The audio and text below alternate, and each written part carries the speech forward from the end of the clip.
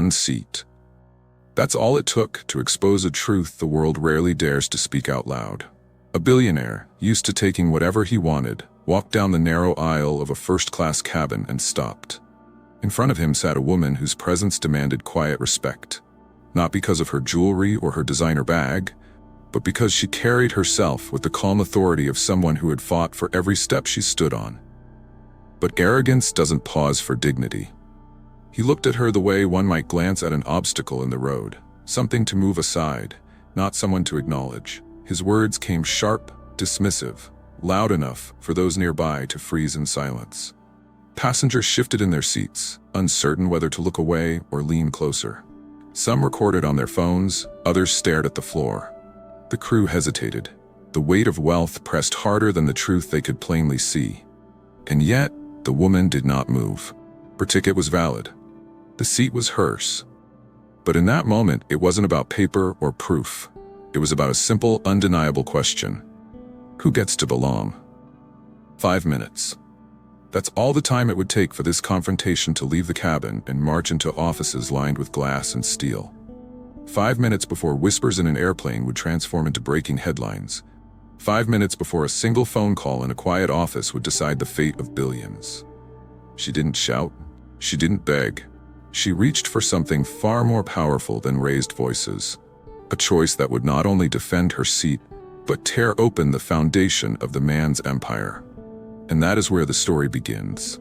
If stories like this matter to you, take a moment to subscribe right now to Echoes of Hope Stories HQ, and tell me in the comments where you're watching from. I want to see the countries gathered here, standing together for dignity and justice. The plane cabin had gone silent. Every eye waited for the outcome, but no one could guess what the next 5 minutes would cost the man who thought he owned the world. Because once she made that call, nothing, not his money, not his name, not even his empire, would ever be the same again. Her name was Amara Carson. In an industry dominated by men with inherited power and silver spoons, she was the exception who had forged her way up from the ground. Not by favor, not by inheritance, but by grit that burned brighter than every closed door slammed in her face. Born on the south side of Chicago, she grew up watching her mother juggle 2 jobs while teaching Amara that intelligence without courage was wasted breath. She listened, she worked, she learned. By the time she walked across the stage at Harvard with her MBA in hand, the whispers had already begun. She's brilliant. But do you think they'll ever let someone like her lead? They did, because she never gave them another choice. Years later, Amara sat at the head of a sleek glass conference table, her team arrayed around her like soldiers before a general. She had become one of the few black female CEOs in the Fortune 500, running a tech conglomerate that touched everything from cloud computing to renewable energy. When she spoke, silence followed, not out of fear, but respect. Her words were measured, her vision clear. And in a corporate world that often dismissed women who looked like her, she turned every doubt into a stepping stone. But respect in the boardroom didn't erase the battles outside it. There were the hotel clerks who double-checked her ID 3 times before handing over a key. The bank executive who asked if she was actually the decision-maker before approving a billion-dollar transaction. The luxury car dealership that assumed she was there to window shop. Amara carried each moment quietly, not as scars but as proof. Even at the top, racism never loosened its grip. And now, as she prepared for a landmark business deal, the stakes were higher than ever. Her company was days away from sealing a $4.5 billion partnership with an international airline group.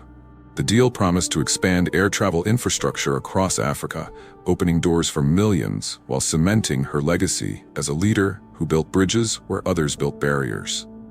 Her office buzzed with anticipation.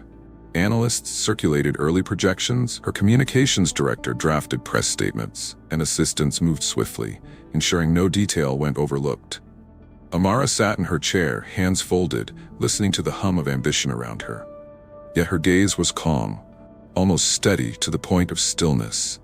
Because for her, this wasn't just about numbers.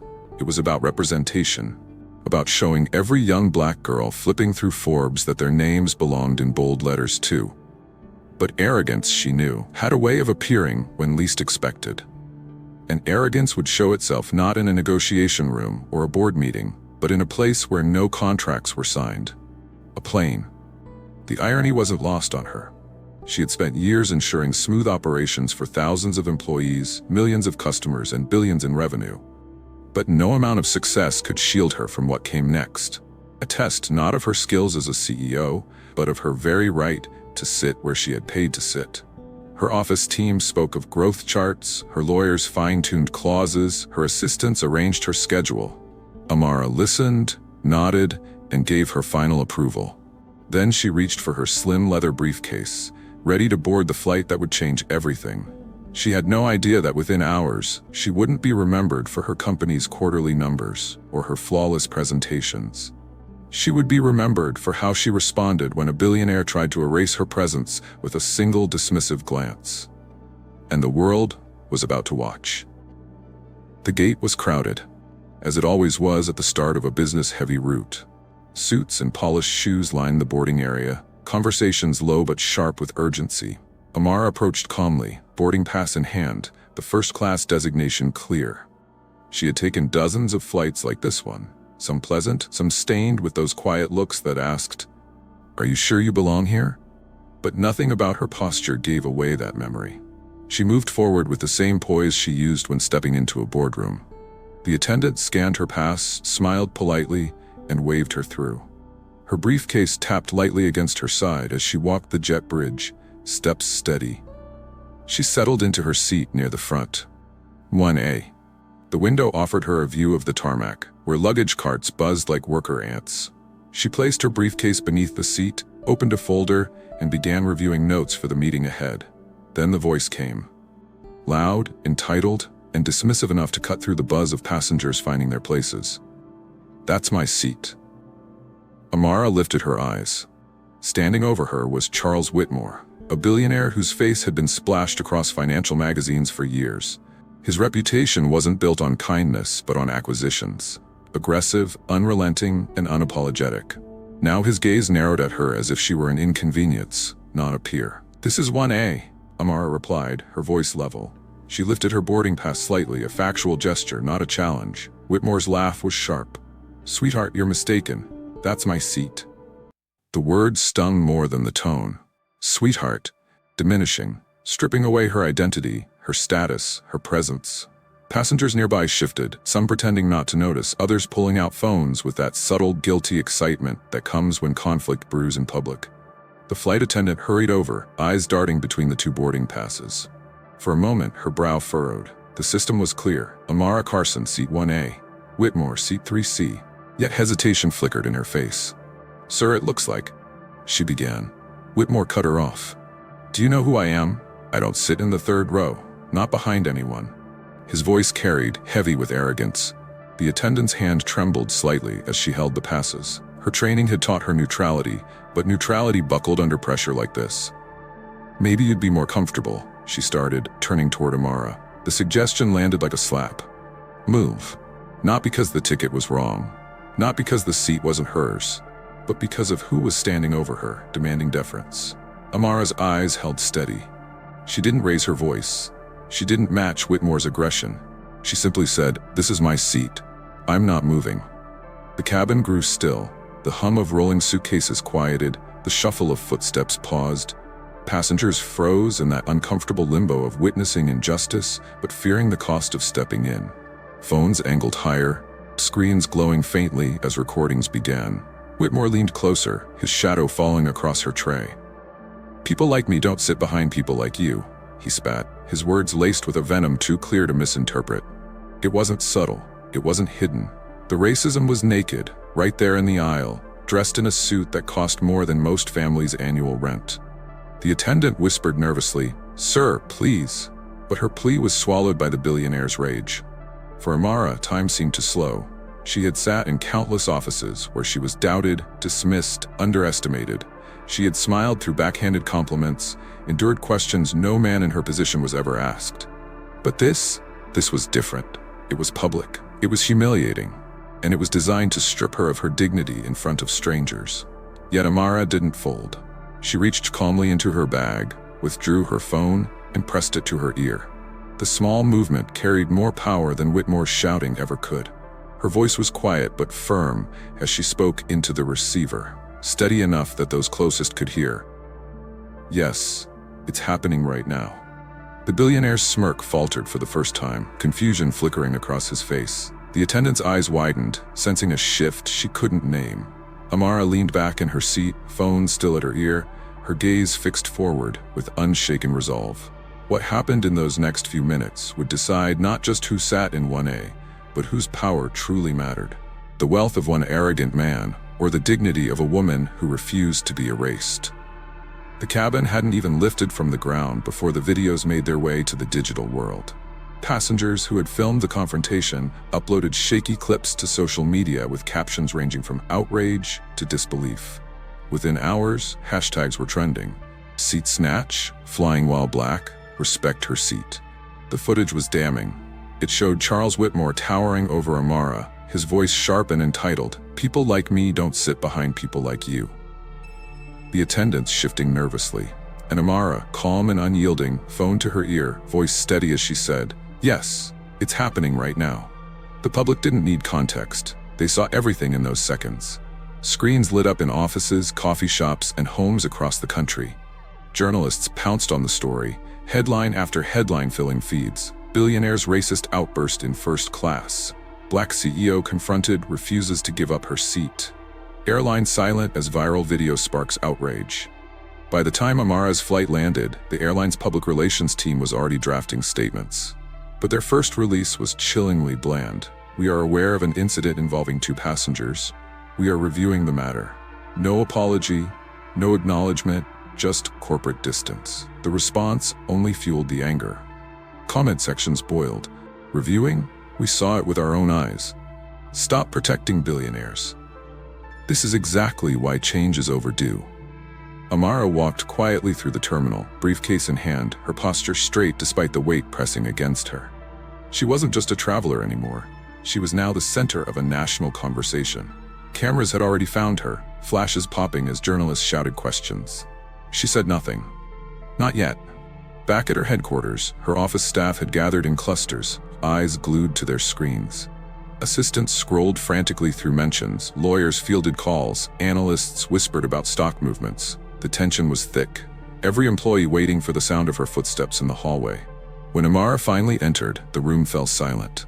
She placed her briefcase on the table, looked around at the faces, loyal, anxious, angry, and gave a single nod. It was enough to calm the storm in the room, though not the one raging outside. Her communications director broke the silence. "The airline isn't backing down, they're protecting Whitmore. If you want us to respond publicly..." Amara raised a hand gently, stopping her. She didn't need to shout to command the room. "Not yet," she said.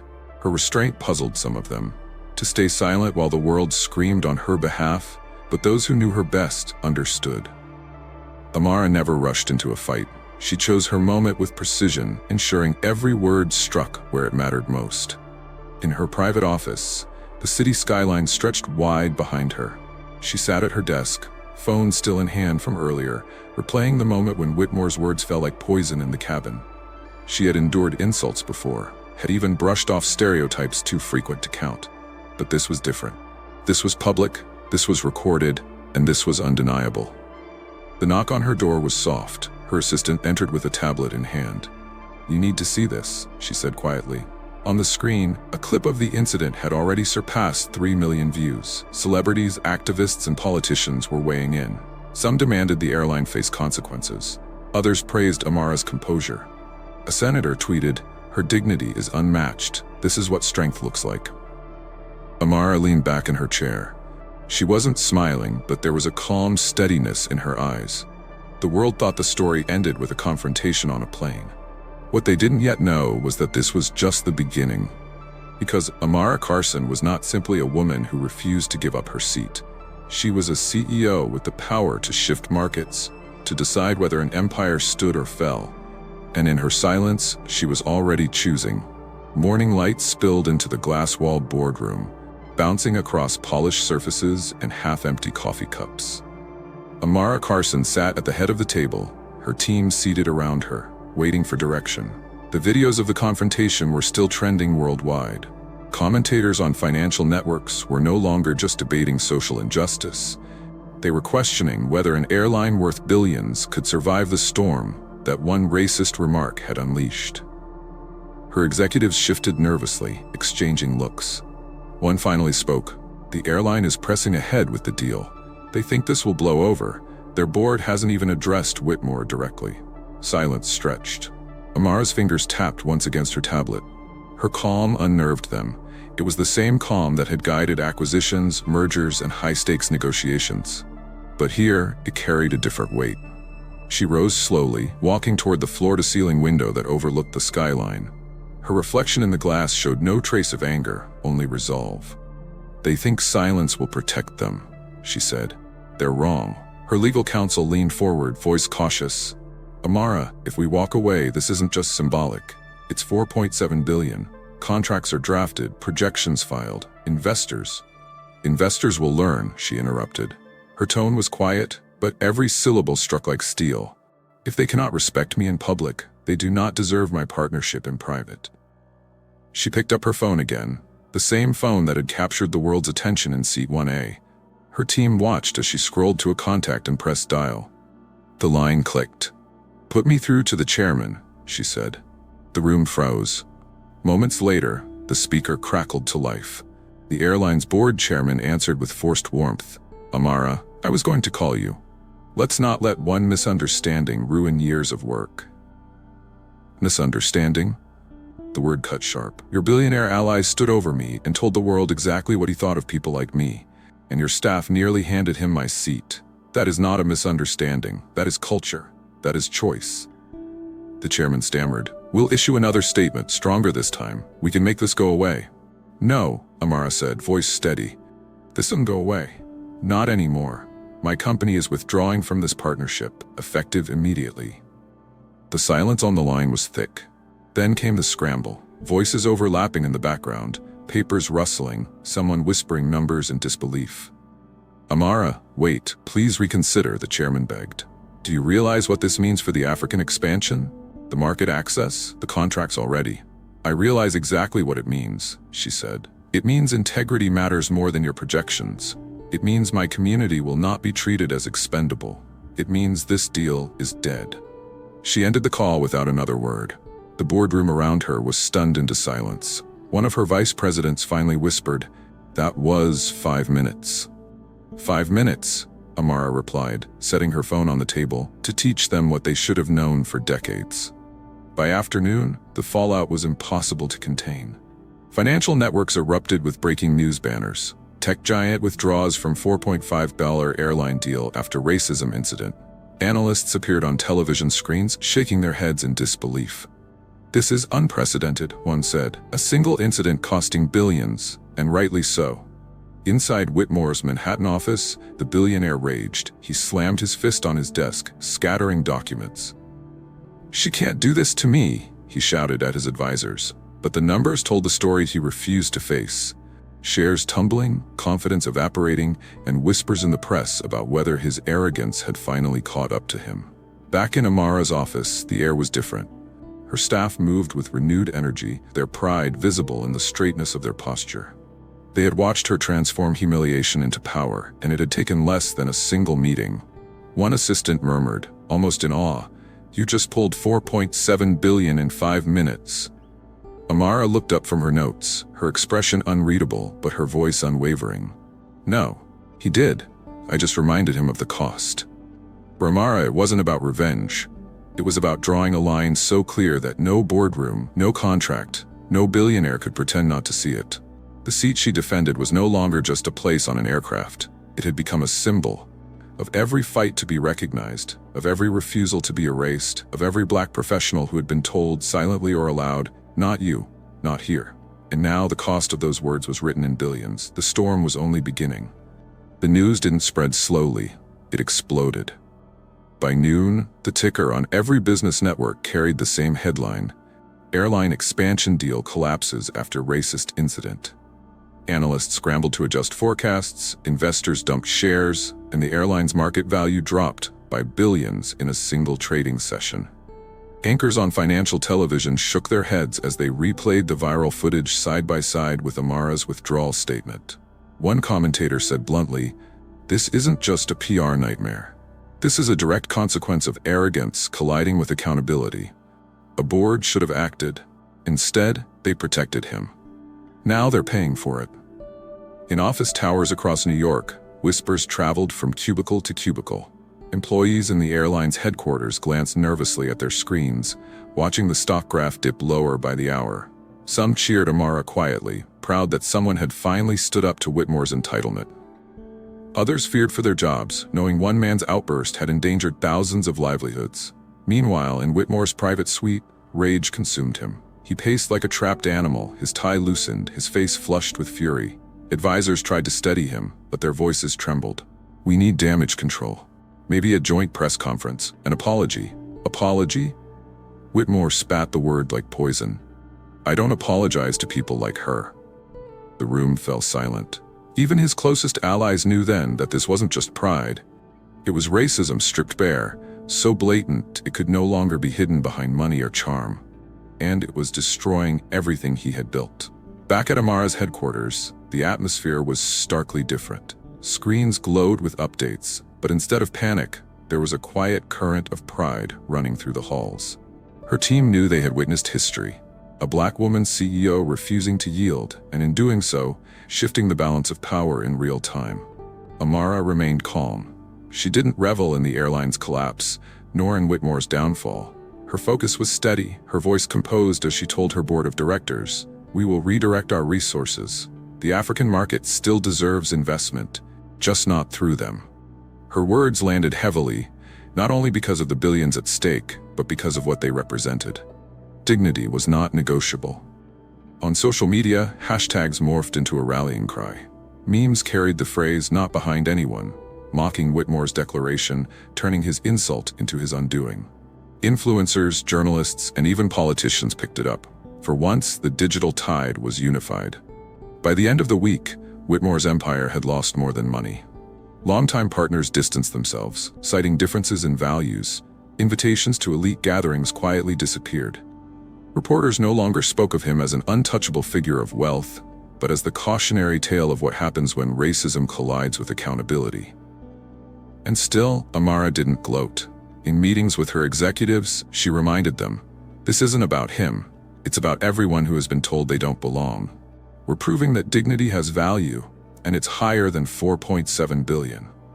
Her words struck deep. Because they knew she wasn't just talking about boardrooms. She was talking about every gate, every counter, every waiting room where someone had been told their seat wasn't theirs. The crumbling deal wasn't simply a collapse of numbers and contracts. It was a mirror held up to the world, reflecting the price of arrogance and the cost of erasure. And as the dust settled, it became clear. Whitmore's empire would never recover, because what had broken couldn't be bought back. The collapse of the airline deal wasn't just a financial headline. It became a conversation in living rooms, classrooms, offices, and community centers across the country. For once, the nation was talking not only about one billionaire's arrogance, but about the structure that had allowed him to feel untouchable in the first place. Commentators on morning shows replayed the moment where Whitmore leaned over Amara and spat, "People like me don't sit behind people like you." The words burned, not just because they were directed at a black woman in first class, but because they carried the echoes of generations silenced and pushed to the back. "Why does this still happen?" a host asked during a primetime panel. The answers came heavy. Experts pointed to the data. Studies showing black travelers were far more likely to be stopped, questioned, or denied services in airports than their white counterparts. Professionals shared stories of being mistaken for assistants instead of executives, of being followed through terminals, of being ignored until their white colleagues spoke up. And yet, for many, Amara's refusal to move was more than defiance. It was vindication. She had said with her silence what millions had felt with their hearts. Success does not erase the stain of racism. At her company's headquarters, Amara listened as her team briefed her on the growing ripple effect. Universities were holding discussions on racial bias in business travel. Nonprofits were citing her stand as proof that accountability works when dignity is non-negotiable. Even lawmakers were weighing in, suggesting hearings on discrimination in air travel. But Amara didn't let the attention distract her. She leaned forward in the conference room and said, "This is not about me. It's about every person who didn't have a camera to prove their story." Her words landed deeply. Some of her younger staff, black and brown professionals who had endured humiliations in silence, felt seen for the first time. One whispered afterward, "She's speaking for us." Meanwhile, in communities across the country, ordinary people began sharing their own experiences online. A teacher posted about being asked 3 times if she was in the right line for first class. A doctor described being told his seat must have been accidentally upgraded. A teenage girl recounted how her family was asked to move for preferred passengers. The stories poured in, different voices but the same theme. And Amara's example gave them a unifying thread: dignity is not optional. Financial media kept circling back to the same baffled question: how could a single seat on a plane bring down billions? But to those who understood the weight of racism, the answer was simple. It wasn't just about a seat. It was about history, about a line that had been drawn long ago between who was considered worthy and who was considered replaceable. Whitmore had spoken the words aloud, but he was only voicing what many thought silently. And for the first time, there was a price attached to saying it. That reality unsettled some. Business leaders across industries issued statements condemning racism, more out of fear than conviction. They saw what had happened to Whitmore and knew the same arrogance could topple them. But for others, Amara's stand ignited something deeper. Leaders of color in boardrooms whispered to each other, "Maybe we don't have to endure. Maybe we can fight back." In her private moments, Amara reflected on the irony. For years, she'd been told to keep her head down, to smile through disrespect, to prove herself 10 times over without ever naming what she endured. And yet, it wasn't her polished reports or her flawless strategies that had shaken an empire. It was her refusal to move from a seat she had rightfully claimed. The bigger picture was clear. Racism was not just a social stain, it was an economic liability. And for once, the cost was too large for even the wealthiest man in the room to cover. But Amara knew this was only the beginning. The cameras would move on, the headlines would fade, and the world would try to forget. That's why she began drafting a new plan, one that reached far beyond her company or her deal. Because if one seat could send a message this loud, imagine what could happen if the voices of millions rose together. And Amara was determined to make sure they did. The first press conference wasn't held in a hotel ballroom or a staged studio. It was held in the very heart of Amara's headquarters, the place where she had built her empire, and the place where her staff had stood silently as the world demanded answers. Cameras packed the lobby, reporters jostling for position. When Amara stepped up to the podium, the room hushed. She wore no exaggerated expression, no anger painted across her face. Instead, she carried the same steady composure she had shown in seat 1A, the same quiet authority that had unsettled Whitmore more than any raised voice could. "This is not about one seat on one plane," she began. "This is about a culture that too often decides who belongs and who doesn't. It is about dignity denied, rights ignored, and voices silenced. And it is about the price, because racism always has a cost." The flash of cameras lit her face as she continued. "My company has withdrawn from the airline deal, not because we don't believe in expansion, but because we believe in respect. We will reinvest those resources into partnerships that honor integrity and inclusion. And starting today, we are launching the Equity in Travel Alliance, a coalition dedicated to protecting minority travelers from discrimination and holding corporations accountable when they fail." Reporters fired questions, but she raised her hand slightly, pausing them. "This is not about personal revenge. It is about systemic change. If one seat can cost billions, then let it also create billions in opportunity for those who've been excluded for too long." The impact was immediate. By evening, news outlets ran the headline, "From Racism to Reform, CEO Launches Equity in Travel Alliance." Advocacy groups reached out, eager to join. Politicians tweeted support, pledging to push for hearings on discriminatory practices in air travel. Back inside her office, Amara's team watched in awe as the coverage rolled in. One young analyst, her voice trembling, said, I used to keep quiet when people treated me like I didn't belong in business class. But seeing what you did, I feel like I can finally speak." Amara turned to her, eyes softening. "That's the point. Not just for me, for all of us." The following week, Amara penned an op-ed for the Wall Street Journal titled, "Racism is expensive, dignity is priceless." In it, she wrote, "The arrogance of one man cost an airline billions, but arrogance is not unique to him. Every unchecked act of discrimination carries a cost, not only to individuals humiliated, but to companies, economies, and societies that allow it to persist." Her words spread far beyond corporate circles. Students debated them in classrooms. Community leaders read them aloud at town meetings. Even in barbershops and beauty salons, conversations shifted. If she can walk away from billions, maybe we can walk away from silence. Meanwhile, Whitmore's empire continued to fracture. Once invited doors closed on him, former allies distancing themselves to avoid being associated with the fallout. Editorials described him not as a titan of industry, but as a relic of entitlement, a symbol of what happens when unchecked racism collides with accountability. Through it all, Amara never once raised her voice in anger. She didn't need to. Her actions spoke louder than rage ever could. In meetings with her board, she made it clear, "We don't build partnerships with those who deny humanity. Not anymore." Employees responded with a pride they had never felt before. They weren't just part of a profitable company, they were part of a cause. When Amara walked the halls, heads lifted.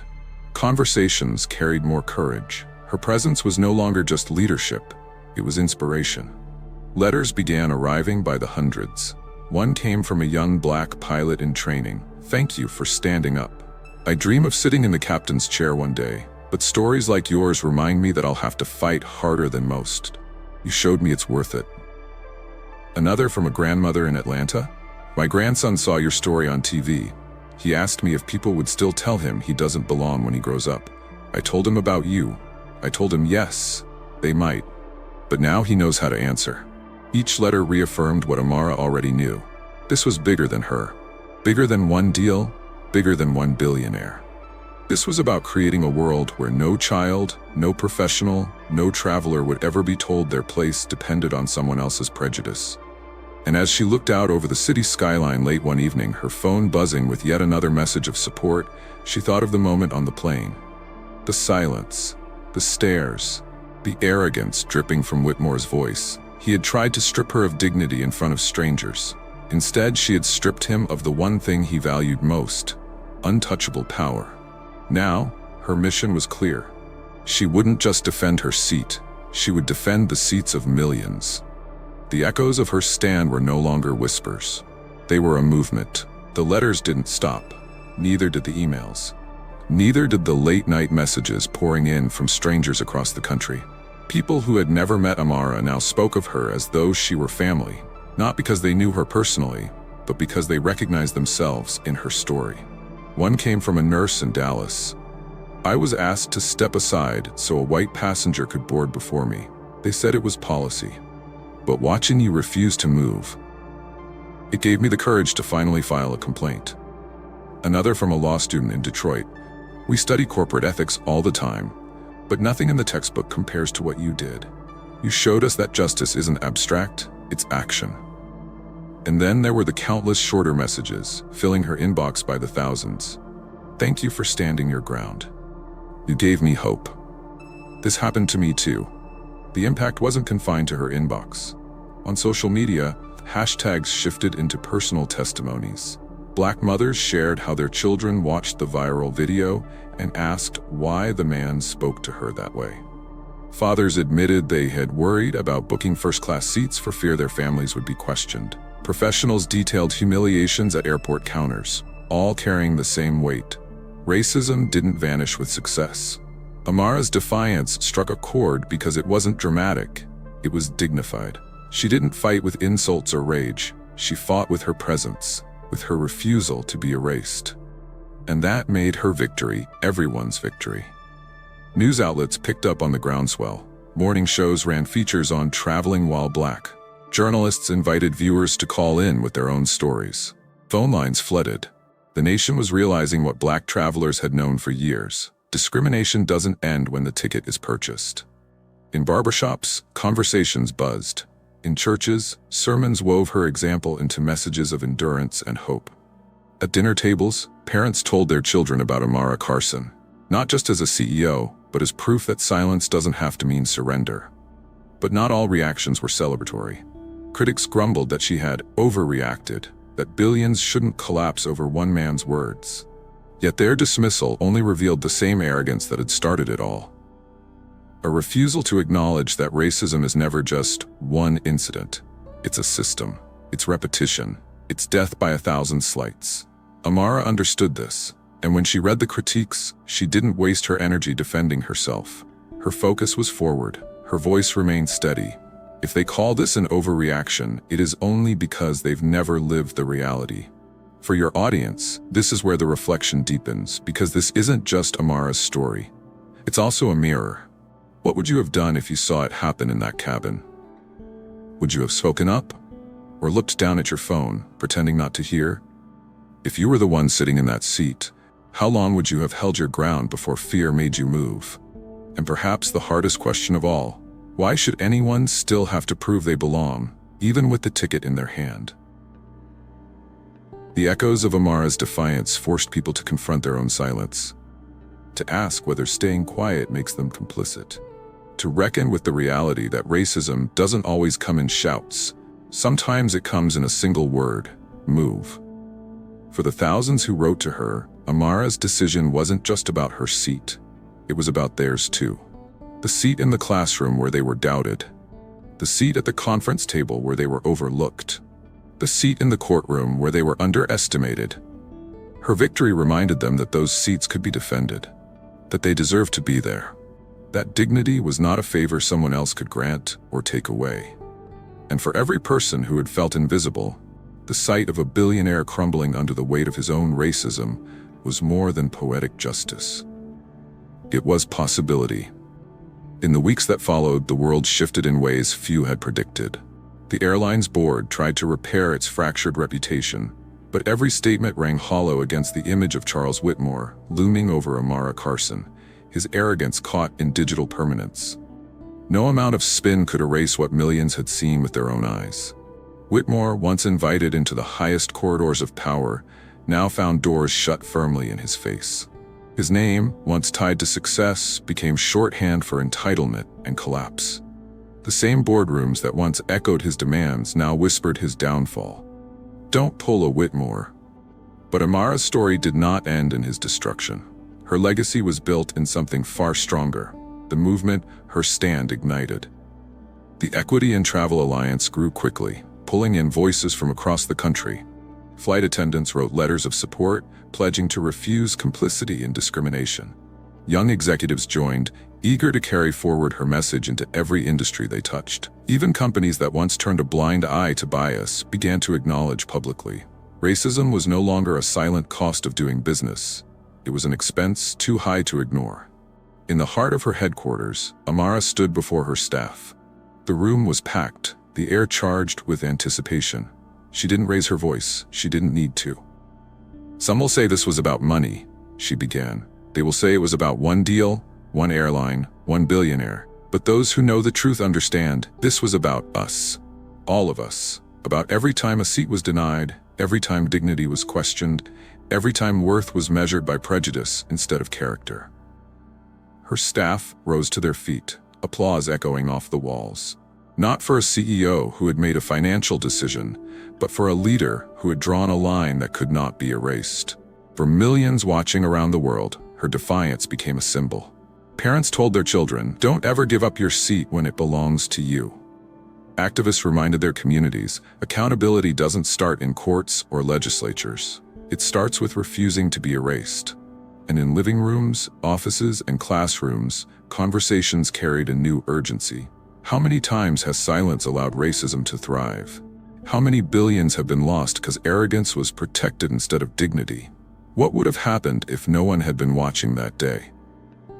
For those questions, there were no easy answers. But Amara's refusal had forced the world to face them. The billionaire thought wealth made him untouchable. But in less than 5 minutes, he learned a truth that shook even his empire. Money cannot buy dignity, and arrogance cannot erase justice. And for every Black professional who had endured humiliation in silence, her story carried a promise that silence does not have to be the only option. This is where the reflection becomes personal. To every viewer, the question lingers. If you had been in that cabin, what would you have done? Would you have stood up for her? Would you have defended her right to her seat? Or would you have looked down, waiting for the moment to pass? Racism thrives not just in the arrogance of the powerful, but in the silence of those who know better. And so the challenge extends to you.